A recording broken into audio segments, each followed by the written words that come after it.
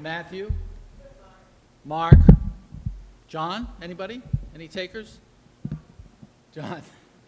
Well, in fact, they're only in Matthew and only in Luke. There's no Christmas story in Mark, and there's no Christmas story in John.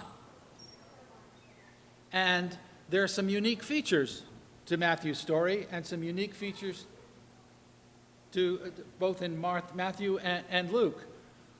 What does Matthew feature? They all have the birth. Matthew has wise men and a star. And they visit Mary and Joseph and the babe in a house. When you read Luke, you get shepherds and angels and sheep and a stable and a manger. You don't get them together. Nowhere in the Bible are all of those elements together in one place. So I invite you, as you think about all of those different elements and you look at the various pieces of art, what did the artists choose to portray in their works of art? And just as each of the gospel writers had a story to tell, each of the artists have a story to tell. So just to get your heads in the right place.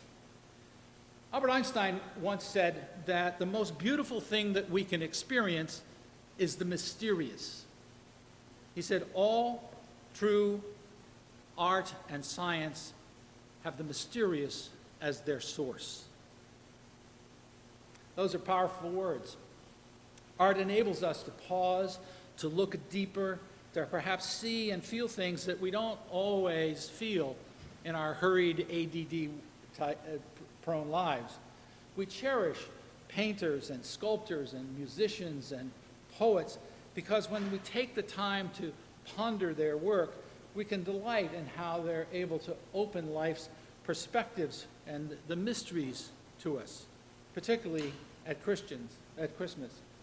For Christians, the birth of Christ is the greatest mystery of all. Thus, no wonder that the Advent narratives have been the source for centuries of great art and engendered hundreds of paintings and sculptures and mosaics. Today we're going to look at just a few of those great works focused on two aspects of the Advent mystery: the adoration of the Magi and the adoration of the shepherds. Now, this is going to be hard. Okay. Our theme is adoration, which is an act of worship or an acknowledgement of the presence of the holy. There's sometimes a mysterious and wonderful feeling in the holy that draws us in, and we want to be near to the divine. In Greek, the word for adoration is proskinesis, which means to prostrate oneself or to lay down. Now, in practice, it isn't always possible to do this, and so it's commonly replaced by kneeling for those of us who are still able to do that. But at its core, adoration is a spiritual act, the humbling of a heart and the acknowledgement of the presence of God. All of these works have tried to interpret that mystery and that sense of adoration. This is an early 14th century painting by Giotto da Bondone. Giotto. It's both at once austere and tender. It's a fine depiction of the stable and portrayal of figures that are typical of Giotto, the founder of European painting. The impetuous action, I don't quite know if you can see it here, of one of the Magi kneeling in front of the manger. He picks up the Christ child. It's unusual to see this in any painting, where a Magi would pick up the Christ child, and Mary, just above, is sort of reaching out in an act of some concern of, I'm glad you're here, but what are you doing? And it gives us a deeply human picture of something that you don't normally see in these stiff paintings that fill so many religious halls of art and churches and things. It's really quite amazing in the 13th century to see this kind of portrayal in a work of art. Ghiberti, the great artist, once said that Giotto made art natural and gave it gentleness. Now, if you could see all of this, you would see that all of the elements of that we just named are all in this one painting. It's like a Christmas pageant. Everybody's there. The shepherds, the wise men, the animals, the star, it's all there. But that's an unusual portrayal. Leaving aside the pageant version, we want to get down to those of the stories that were given to us by the gospel writers individually. So we'll start with Matthew and the Adoration. There are a few references to the star outside of Matthew, and no reference to the wise men. But in the 3rd century, that story had taken a permanent place in Christian lore. Here in the catacombs of Priscilla, here in Rome, we have some of the oldest known Christian art, including a depiction of the Magi up here in the archway. You can barely see it there. So let me try and show you a larger picture of it. This fresco dates from about 270 of the Common Era, almost 200 years after Matthew wrote his gospel. That's a big gap in time, but remember, for most of that period, Christians were being persecuted and still wrestling with their history of prohibitions to making idols and that sort of thing. So making Christian art was rare, if not dangerous. As a result, what artwork they made was limited and surreptitious, often relying on symbols like the fish and the dove, or, as you can barely see up there, the Chi-Rho symbol, the first 2 letters of Christ's name in Greek. The only other place that you would see, besides the catacombs, which were hidden away, would have been on sculptures on the outside of sarcophagi. As we see in this 4th century frieze of the Magi, who appear, interestingly, in Persian clothing, not in long floor robes, no crowns, right? They actually have Phrygian caps on. Christian art, based maybe about 1313, when the Edict of Milan passed and gave toleration to the Christians, right? Christian art finally came out into the open, and it began to flourish. Here, there's great speculation now about just exactly who the Magi were.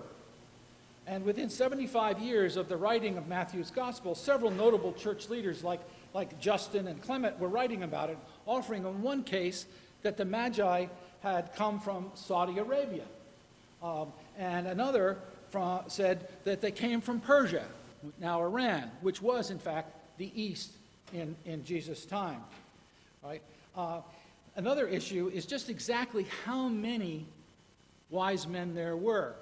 And this is one that's a great Bible study trick. When you ask people how many wise men there are, and everybody says, how many?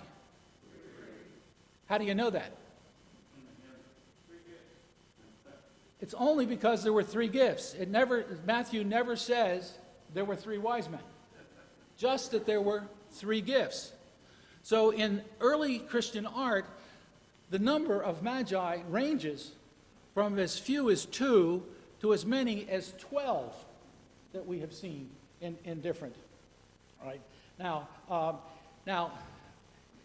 in different paintings, we see something else, and that is, you see it here, in early theologian Origen suggested that we know the names of these wise men.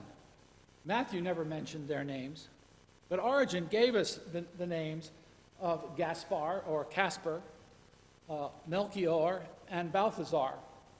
According to the Western church tradition, Balthazar is often represented as from Arabia or sometimes Ethiopia, Melchior from Persia, and Gaspar from India.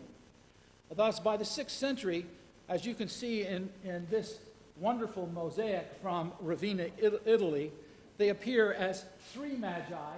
Whoops. I'll figure this out in a minute. Dressed in stunningly stylish tights, right?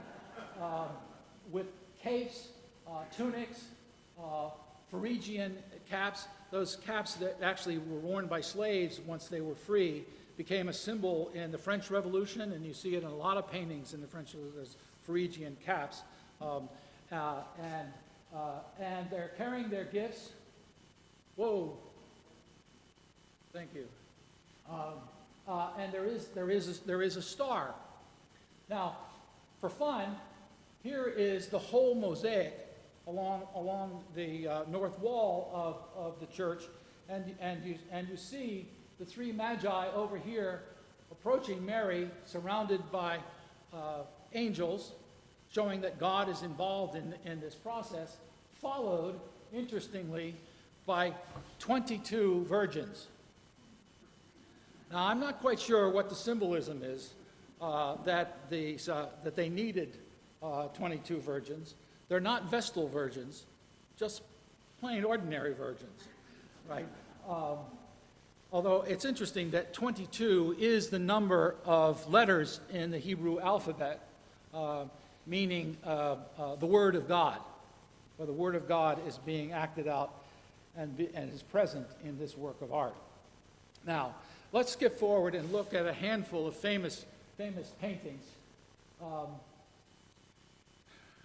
But subsequent traditions embellished the narrative, and as early as the 3rd century, the Magi were portrayed as kings, right? Interpreting that role as a fulfillment of the prophecy in Psalm 72, may all kings fall down before him. About the year 200, Tertullian, another important early theologian, was laying out arguments that the Magi, while astrologers by trade, were considered kings. 1,300 years later, much to the contrary, John Calvin strongly disagreed and said that any attempt to label these people as kings, beyond all doubt, he said, any who saw them as kings have been stupefied, that all might laugh at their gross ignorance. Of course, this opinion didn't stop Episcopal Bishop John Henry Hopkins from penning his famous hymn in 1857, "We Three Kings of Orient Are," which we all know by heart, and thank you, will not sing at this time. All right. Now, let's look at a wonderful piece here. This is Botticelli's Adoration of the Magi. In the 15th century, the Adoration of the Magi began to appear regularly in the art of Florence, Italy, which was the center of the Renaissance.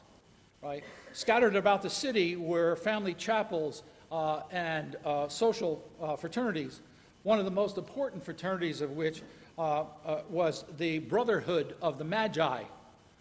And significant members in that fraternity were the members of the Medici family. Florentine painter Sandro Botticelli was one of the most esteemed artists in Italy and spent almost all of his life working for the Medici family and their friends. He painted this Adoration about 1475 for a family chapel of one of the friends of the Medici. The journey of the Magi to Bethlehem had become an essential part of the Medici family narrative and all of their family myths. The appropriation of the Magi was total. The Medicis had become the Magi, Neither for the first or last time politics and art crossed borders, religion and art crossed borders. And in fact, we can identify Cosimo as right up here as one of the Magi bowing down before the Holy Family. And in fact, you can see here his two sons are also in the painting.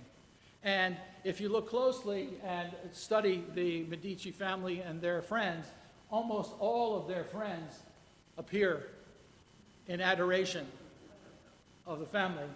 One exception is over here. This man is Botticelli himself. Right? Now, this is an interesting one, and I'm sorry that you can't see more of it. This is the painting of Leonardo da Vinci. It's one of the great and interesting works, somewhat mysterious.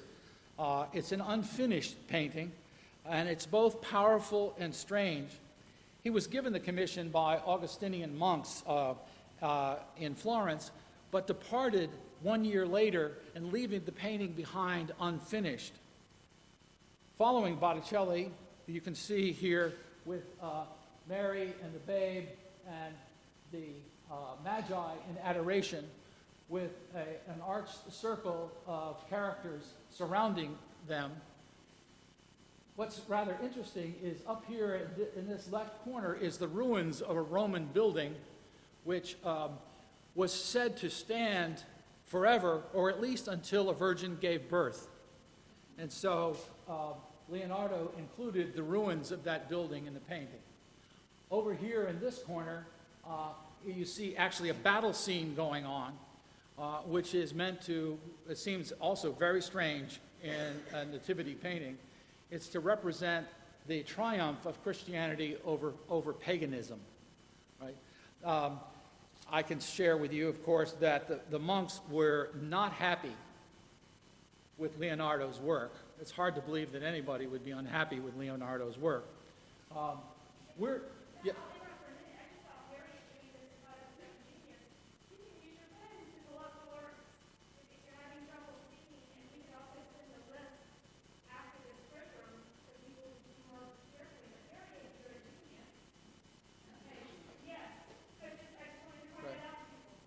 One of the interesting gifts that we have is we have Leonardo's sketch in preparation for this painting, and it shows his obsession with perspective, and that in detail, if we could see it, there are incredible lines trying to figure out the perspective of all of the major pieces of this painting.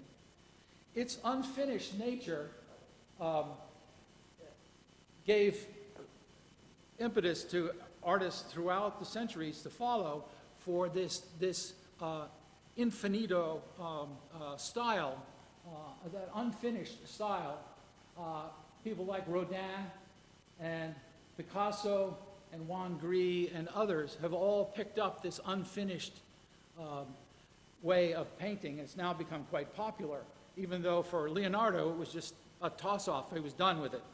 But others who so admire him and admire his work even elevated this unfinished style into something that they were going to stay with. Now, the commission was handed on after Leonardo took off. The monks gave it to Filippino Lippi, who was the son of the famed painter Fra Filippo Lippi. And his work follows the same pattern as Botticelli and Leonardo, with the same triangular setup here in the design. Although he's replaced the controversial elements up here now with scenes of the journey of the Magi to Bethlehem instead of the fallen ruins and the great battle. Right? Once again, the Medici family shows up rather prominently, as we see here, members of the Medici family on the left side, and on the right side, the man who was the patron of the painting and was the go-between between the critical monks and the painter. Now, one of the truly great paintings of the Adoration of the Magi is this unusual masterpiece of detail and symbolism by Hieronymus Bosch in 1485.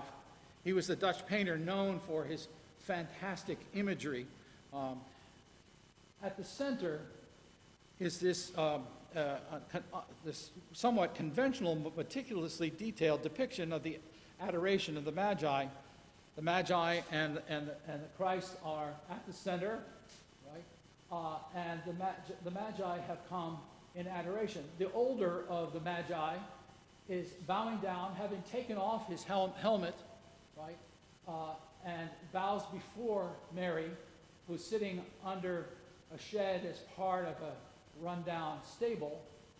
His gift of gold is actually a table ornament illustrating the sacrifice of Isaac by Abraham, prefiguring Christ's sacrifice. Behind him is another Magi. On a silver platter is his gift of frankincense.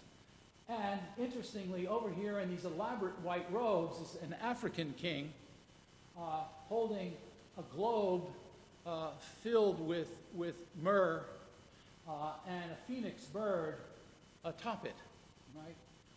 What makes this quite bizarre is the presence of a fourth king peeking out from inside the stable. He has taken off his helmet, has a crown on, and it's bizarre. He's half naked, mostly naked, stark white, except for his face and up here is all heavily tanned. And there's evidence down on his lower leg of an earlier wound of some sort. This man represents the Antichrist, that evil is lurking even at the birth of the Christ child. It's a fantastic piece, right? The Magi's gifts and clothing are elaborately decorated with scenes from the Old Testament, and it's quite an act of artistic virtuosity to have accomplished this level of detail on these clothes. And I would encourage you, those of you who can look at it, and you'll see that it's really quite a marvelous work of art. This particular painting helps cement the narrative that the wise men were a multiracial group, which is perhaps reflects the increased trade between Europe and Africa at that time. But I want to show you one of the things that grew from this. This is an 11th century illustration from England, but it was found that about 300 years later, someone had taken black wash and darkened the face of one of the Magi. Probably about 1400 they did that, which again says some very interesting things, both about the owner of the manuscript and about what was happening in the culture at that time, such that they were willing to think about, well, maybe it was a multiracial group, and maybe one of them did come from Africa, as has been suggested. Now, this is a fabulous painting. I really wish you could see it in full detail. This is Peter Paul Rubens. Rubens painted the Adoration of the Magi more than any other episode in Jesus' life. And as you know, all these artists painted the whole life of Jesus all the way through. Rubens repeatedly did this particular painting. This one he did at the close of the Franco-Prussian War. It was used to help celebrate the war. It was done in Antwerp and was given as a gift to the Spanish ambassador who took it home. Rubens visited it about 12 years later and actually made some adjustments to the painting. What's interesting about this, of course, it's got all of the wonderful pieces in the story that are present. with the Christ child and Mary and the wise men. Interestingly, at the very center of the painting is an African-American magi, or excuse me, an African magi at the center of the painting. And you'll see that Mary and the babe are on the left side, and in fact the whole painting has a leftward design to it, which itself is unusual. Some speculated that Rubens did this because the painting was going to be approached from this way in a hall, and he wanted to lead the eye down this way for the Christ child.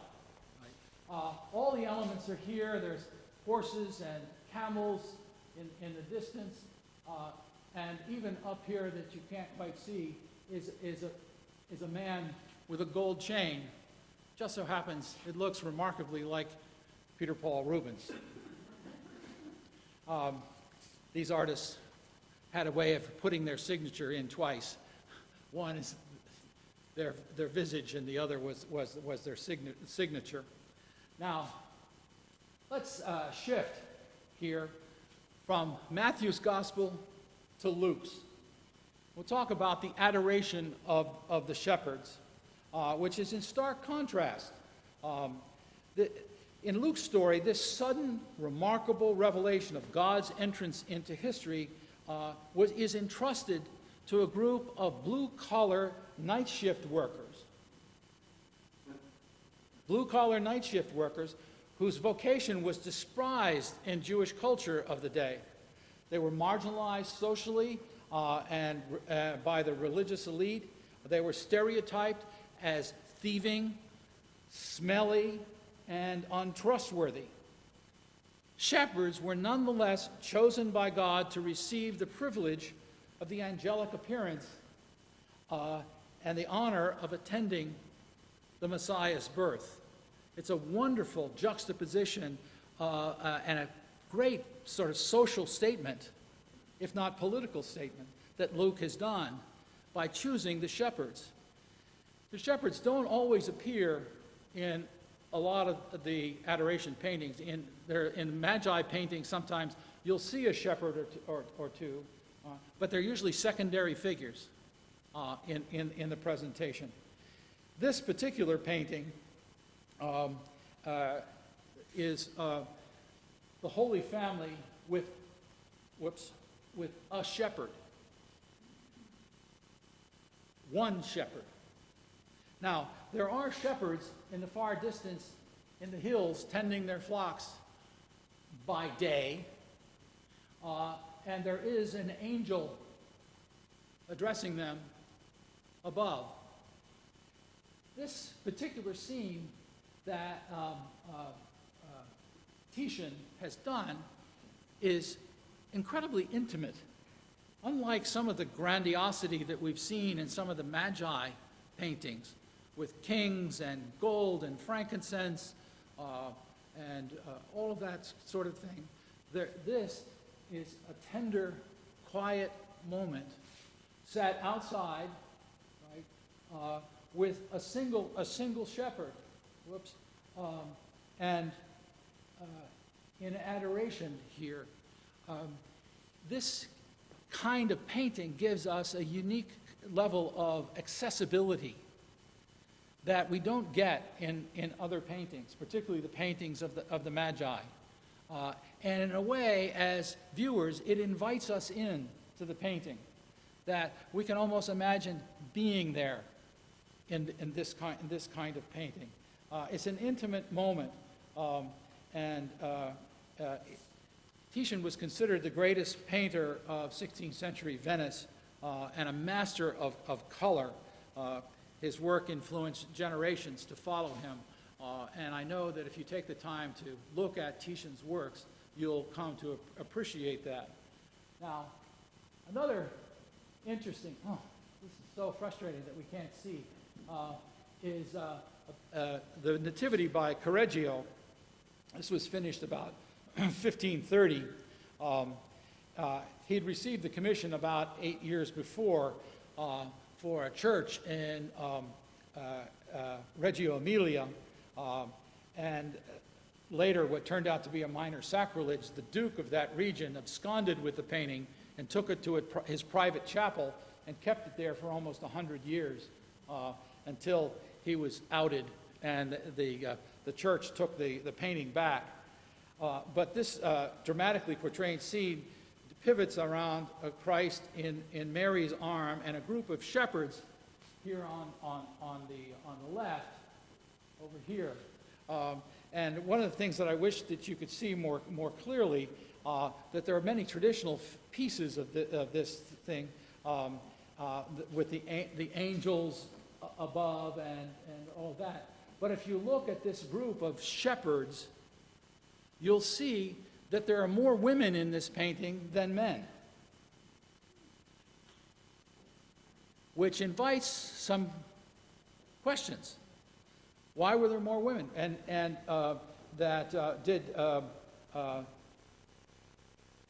did Carreggio make a mistake? Or did he challenge a lot of the stereotypes?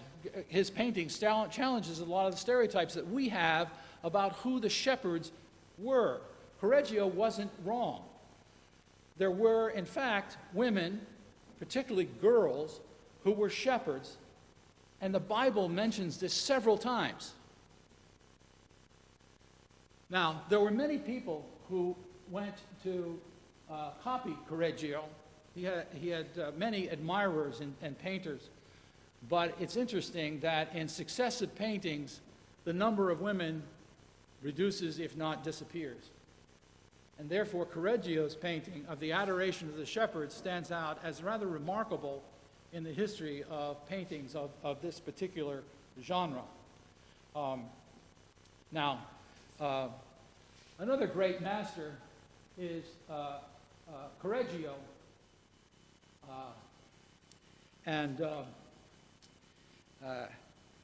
this painting is also known as the Holy Night,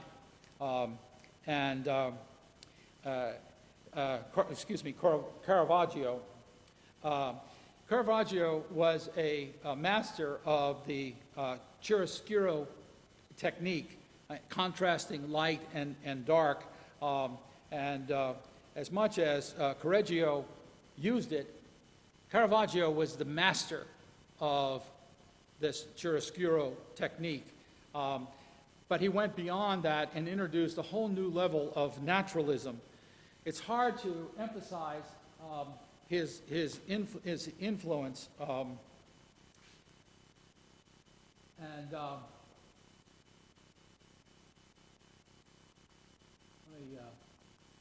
Here, this is Caravaggio's painting.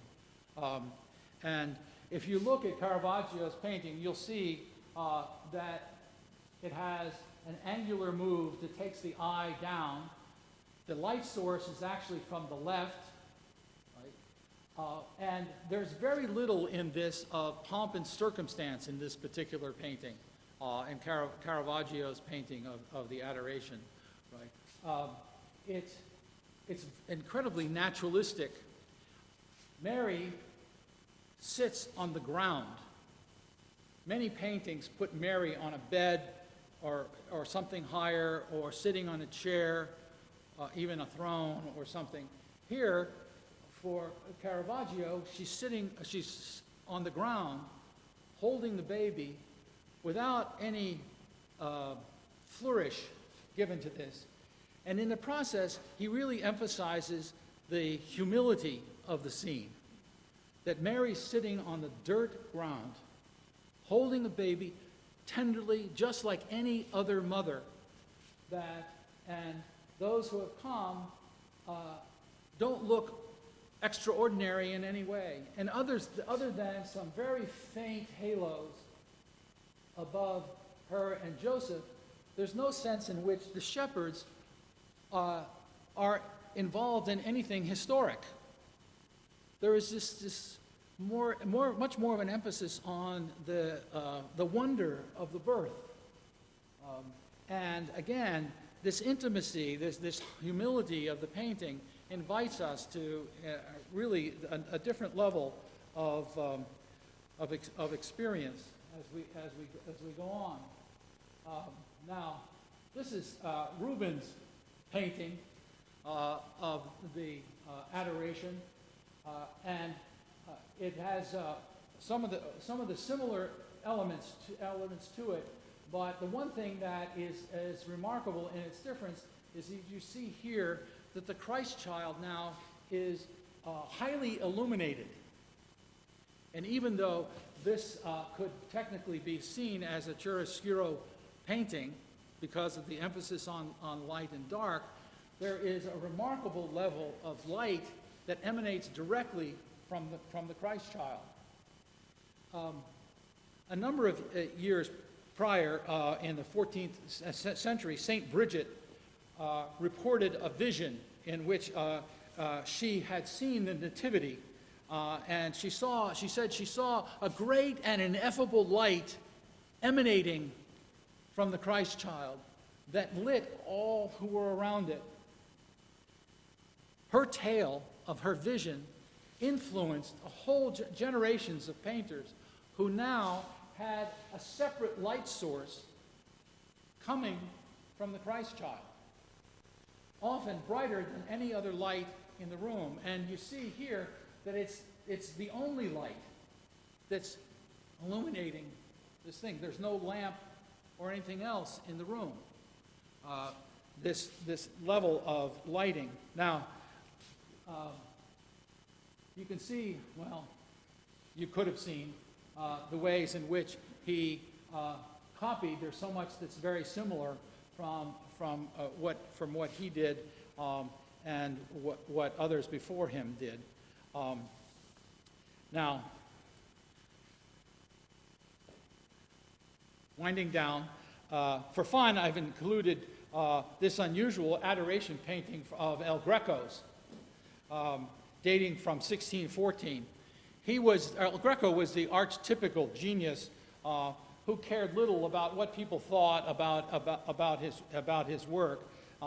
Many deemed his work incomprehensible. He had these long, elongated bodies, and often they were gaunt and gray in the way that he depicted them. It wasn't until the 19th century that his work was re-examined and embraced and lifted up. In this night scene, we have a tall rectangular space with a bit of an alcove here in the back. We have the Holy Family and the shepherds and the angels. And the angels are carrying a banner that says Gloria in Excelsis Deo, Terra Pax. It was probably El Greco's last work before he died. He had made arrangements through his son, had bought a place for him in a chapel in a convent for him to be buried, and this was to be above his tomb.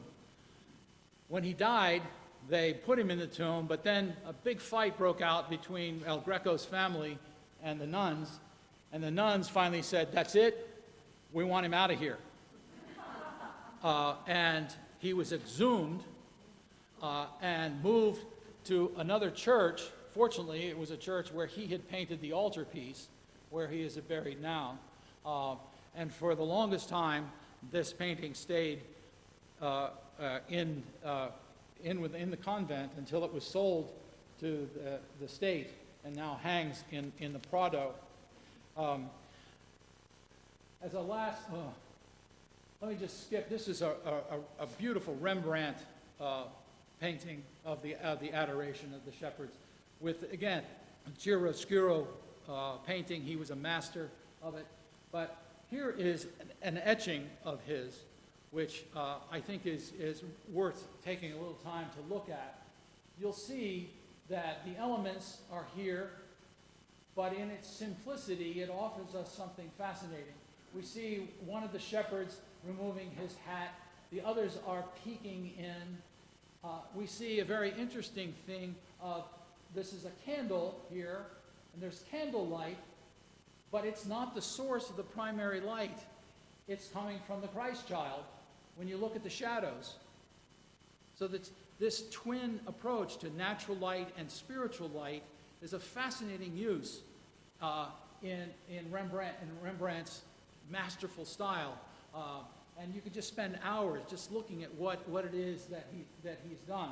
And he gives us a sense of, here you see in this circle, he's rounding the light from the back and pulls in thus, and almost sort of invites us to be one of the people looking in to this great scene. Again, intimate.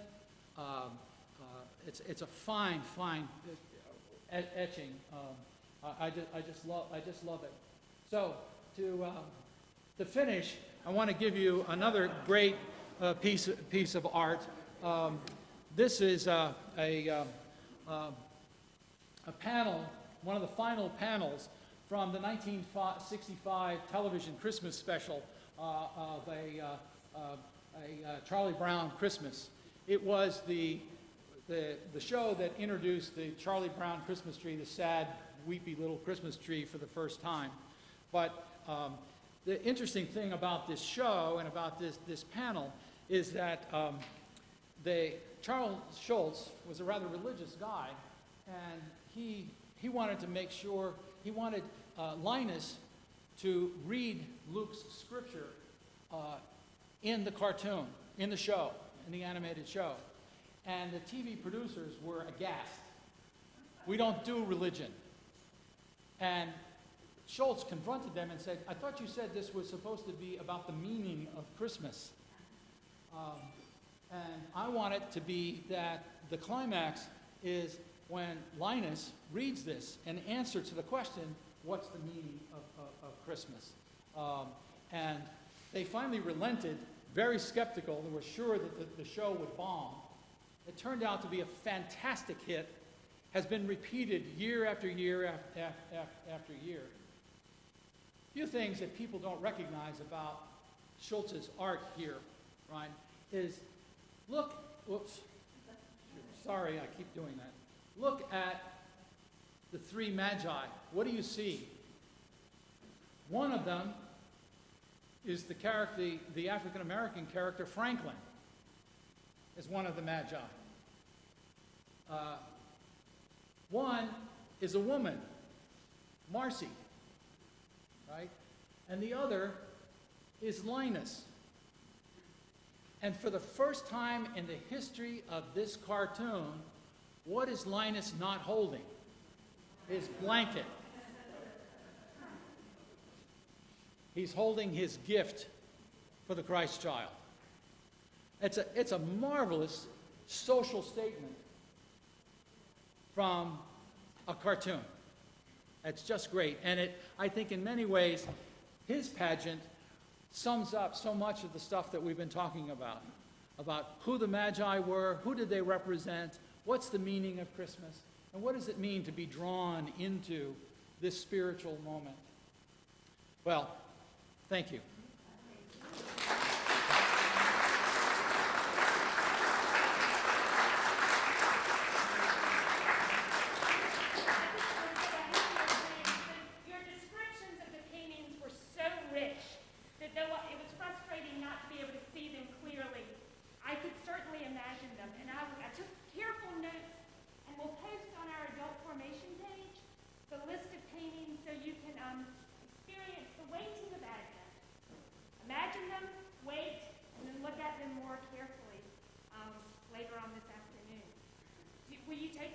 Sure, I don't... Yes?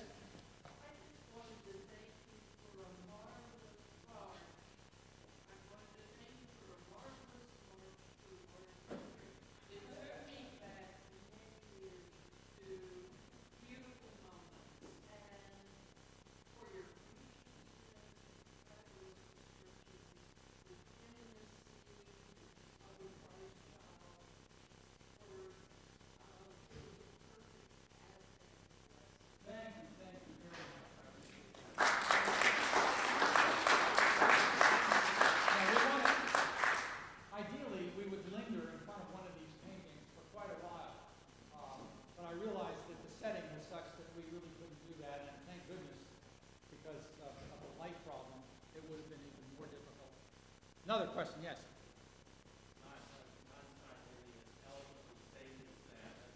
There was a picture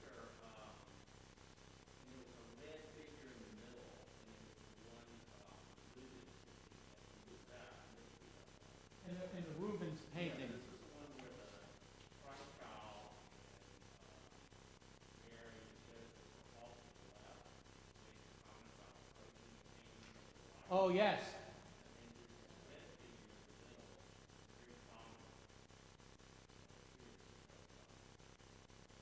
This one.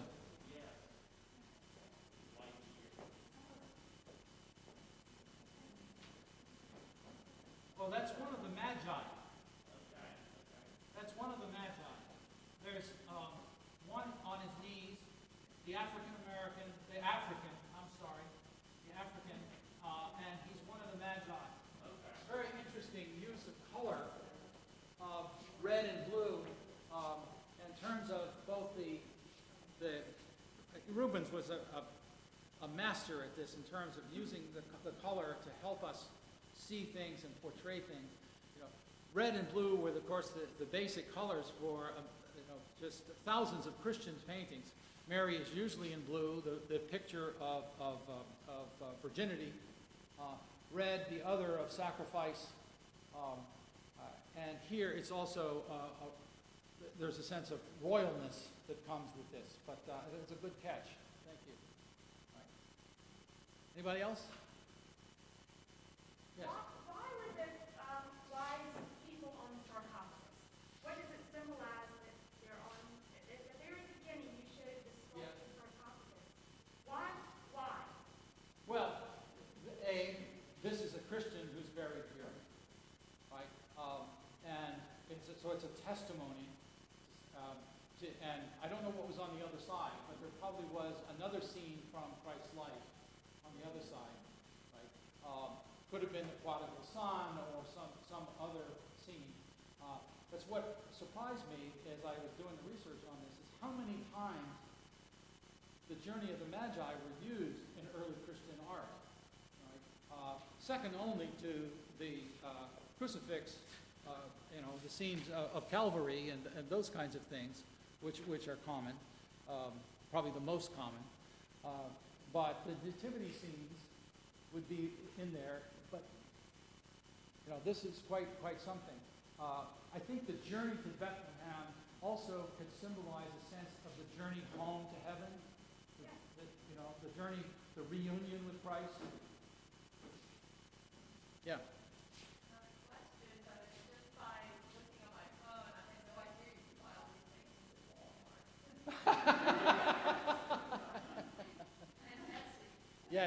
Yes. Well, I guess part of my hope was that in this, we see this on so many different things in this season, and so many Christmas cards and so many other displays and things, that it might prompt you to just look a little more closely about who's in the scene, who's not in the scene, how is it portrayed, and maybe out of that you can pick your own favorites about the mood that you're in, or the statements you want to make, or that you want to share with others.